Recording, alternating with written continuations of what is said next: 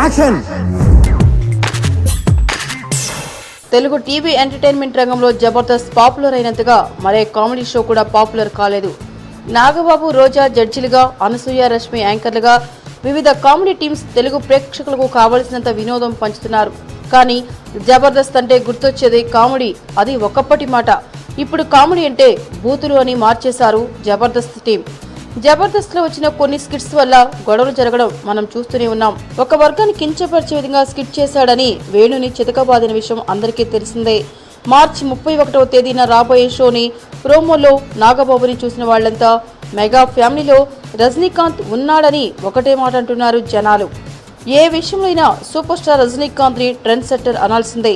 Punch dialogues, stylish mannerisms, చివరకు నడకలో కూడా తనదైన స్టైల్ని చూపించడం రజనీకి అలవాటు. దాన్ని ఫాలో అయిపోవడం ఆయనకు అలవాటు.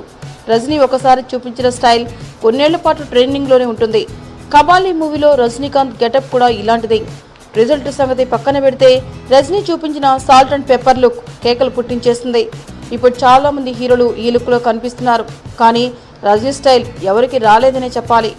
ప్రస్తుతం mega brother Nagababu Rajinikanth style ను ఫాలో అయిపోతున్నట్లుగా కనిపిస్తోంది.